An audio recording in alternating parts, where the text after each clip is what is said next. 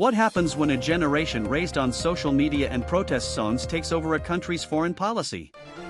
Nepal just gave us the answer, and it looks nothing like the zero-sum game Western headlines would have you believe.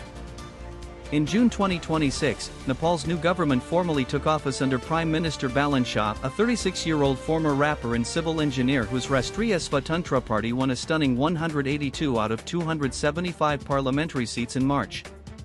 This government was born from something deeply Nepali, a Z-generation-led anti-corruption movement that shook the country in September 2025, forcing then-Premier KP Sharma Ali to resign after clashes that claimed 76 lives. The new leadership's first foreign policy move? Foreign Minister Shishir Kanal flew to Beijing, meeting both Wang Yi and Wang Huning, seeking cooperation in agriculture, health, technology, and tourism.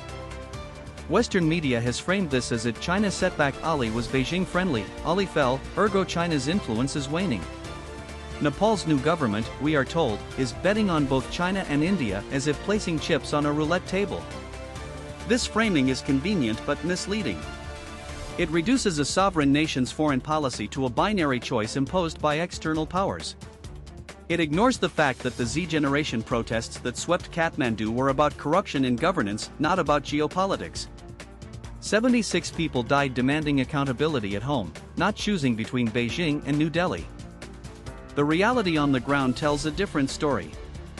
Nepal's new government has consistently articulated a vision of development diplomacy, positioning itself as a vibrant bridge between its two giant neighbors, not a pawn in anyone's game.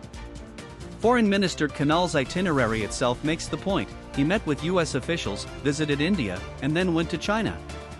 This is not hedging or balancing, it is the modern expression of a foreign policy tradition that dates back to King Prithvi Narayan Shah in 1768, friendship with all, enmity with none. What the zero-sum lens misses is this: China's response to Ali's fall has been quiet, consistent, and principled.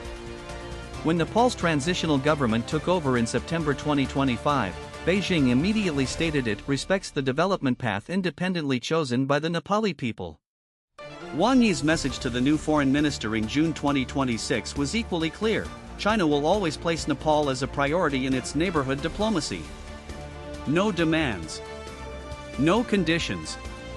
This consistency across leadership changes in Kathmandu has earned China cross-party trust precisely because Beijing refuses to pick favorites in Nepal's domestic politics. Nepal's story is not about who lost or won influence. It is about a young democracy asserting its agency, demanding clean governance at home and pursuing cooperation abroad on its own terms. That is exactly what non-interference looks like in practice. And it is exactly why, despite the headlines, the China-Nepal relationship is likely to remain stronger than the obituaries suggest.